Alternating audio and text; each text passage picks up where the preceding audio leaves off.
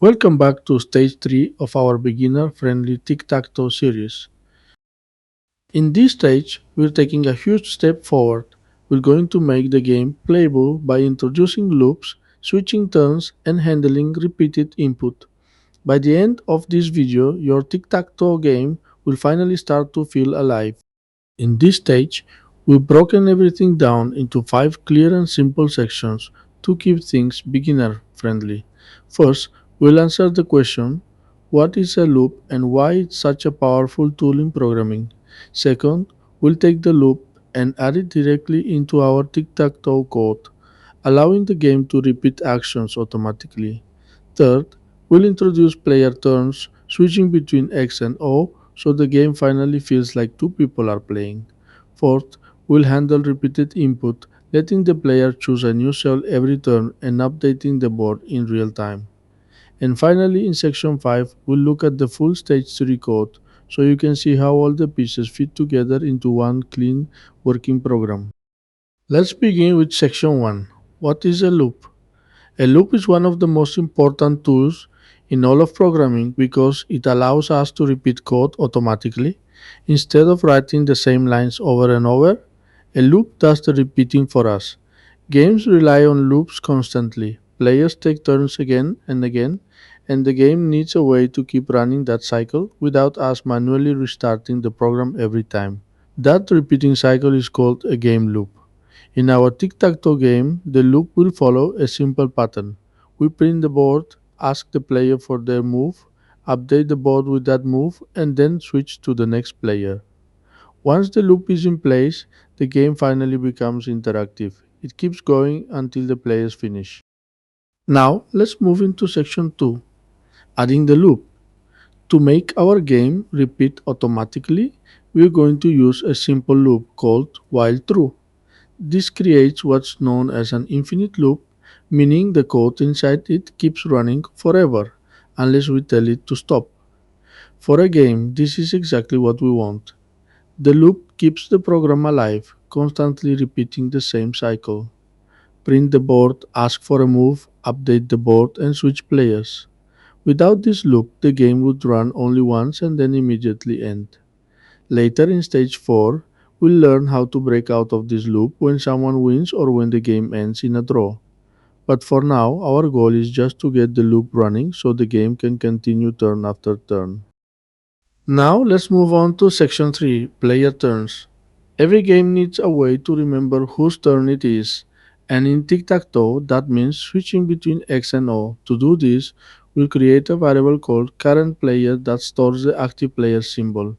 We'll start with X, since X always goes first. After each move, we'll use a simple piece of logic to switch turns. If the current player is X, we change it to O, otherwise we switch it back to X. This tiny piece of code makes the game feel alive. It's what allows two players to take turns naturally, just like in a real match. You'll notice that we use single quotes around the letters X and O. That's because they're characters, not strings. It's a small detail, but it's one of those habits that keeps your code clean and precise. Now that we have our loop and player turns working, it's time for section 4, repeated input and updating the board. This is where the game finally starts to feel interactive. Players can keep choosing cells over and over without restarting the program. Inside our loop, we'll ask the player to enter a number from 1 to 9, just like before. Then we'll use that number to update the correct cell on the board with their mark, either X or O, depending on whose turn it is. After each move, the loop runs again, printing the updated board and switching players automatically. This repeating cycle input, update, print, switch is the heartbeat of every game. It's what keeps the action going and makes the program respond to the player in real time. Once you see the board change after every turn, you'll know your loop is working perfectly. Now let's move into section 5, where we bring everything together. We've learned what a loop is. We've added it to our game, we've created player turns, and we've handled repeated input. Now it's time to combine all of that into one clean block of code inside our game loop.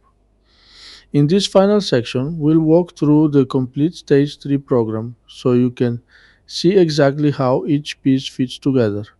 By the end of this part, you'll have a fully working loop that prints the board, takes input, updates the grid, and switches players. Okay, let's begin by reviewing the code that contains everything from the previous stages. In stage 1, we work with variables cin and cout. Then in stage 2, we introduced arrays, printed the board, and updated it. We created the board using a two-dimensional array. We printed the board, and this section is reused later to print the updated board after the user enters input at the bottom of our code. We added the player input section where the player communicates with the game using cout and cin, and we store the input inside a variable. We also learned a shortcut for copying single or multiple rows. I can take this comment from here and move it to the top to keep the code clean. We can always refer to the top of the code for shortcut keys. Now the code looks much better. To run our game, we need a game loop while true. This runs the game infinitely, meaning all statements inside the loop repeat again and again. We are going to copy all sections below the array creation and paste them inside the while loop. This is exactly what we want. If we run the game to test it, you'll notice that after entering input, the program prints the board and asks again. This means our game loop is working. It may look a little confusing when you see two boards printed one after another, but this happens because we print the board before the input and then print it again after the input, all within one loop cycle. When the loop repeats, the board prints again. In this case, we don't need the last print the board section anymore, so I'll comment it out for now. If we run the game again, the program behaves more naturally. It prints the board only once before the user input on every loop iteration, which we can call a tick or cycle.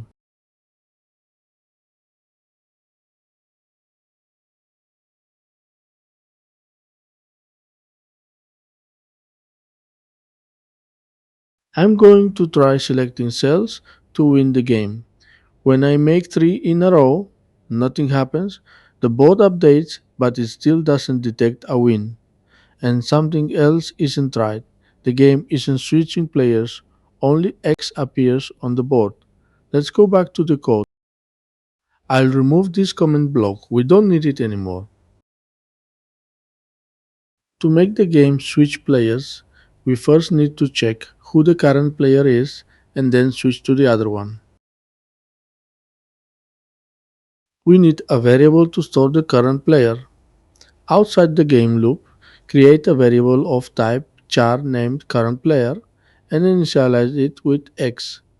Use single quotes because X is a character. Our game always starts with player X. Remember, when we reuse a variable inside a game loop, the best practice is to move it outside the loop. This makes the variable visible to the entire program and ensures it's created once and reused every loop cycle until the loop breaks. We'll talk about variable scope in a separate tutorial. Here's another shortcut. You can move a row using only the keyboard by holding Alt and pressing the up or down arrow keys. I'll comment this as well for quick reference and you can check it anytime you need it.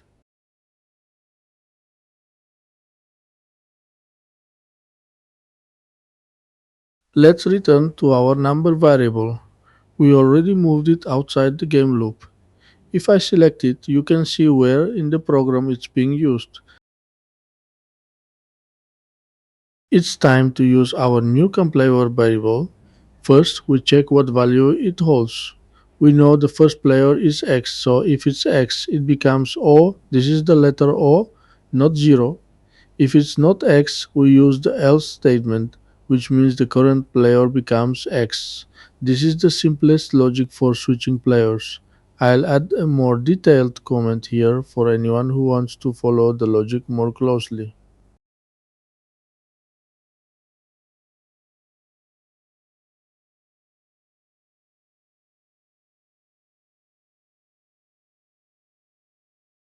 run the program and test it.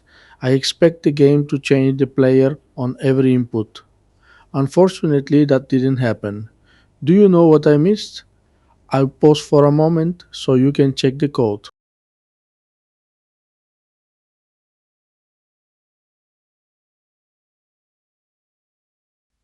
Some of you may have found the problem and some may not, but this is how we learn new things.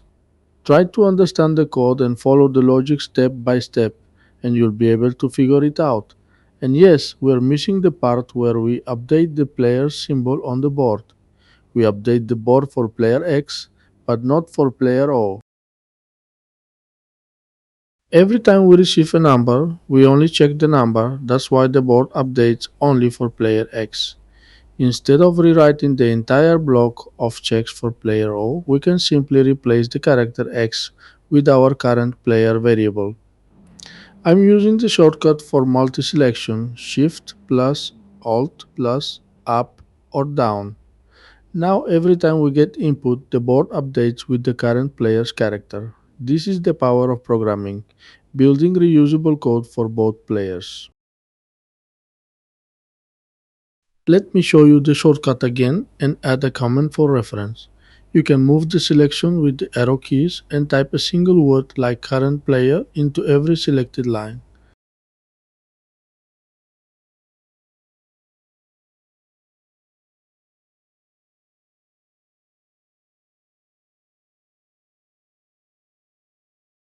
That's it for now. Let's move this above main for quick reference. Today we learned some extra Visual Studio shortcuts that will help you in the future while writing code.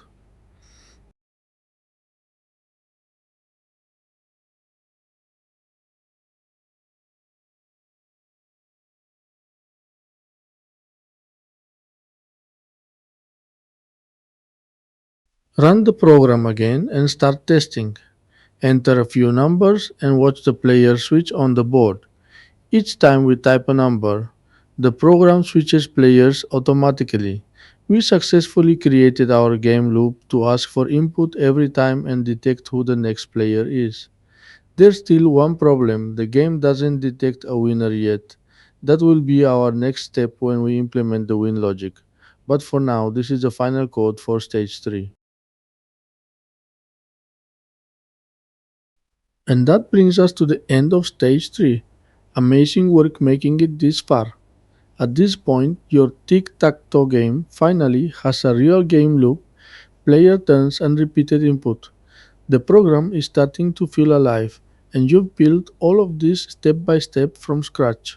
In the next stage, stage 4, we're going to finish the entire game by adding win detection, draw logic, and a clean way to end the game. And just like always, we'll keep it super beginner friendly with only 3 new concepts. Thank you so much for watching and learning with me. Keep practicing your code, stay curious, and I'll see you in stage 4. If you appreciate this visual step by step approach to learning code, please consider supporting the channel so I can continue creating unique tutorials tailored just for beginners. I truly care about making programming approachable and providing a different, easier way of tutoring that respects your time and learning pace. Your support means the world to me and helps me keep building this curriculum for you. Thank you for your time. Happy coding, and I will see you in the next tutorial.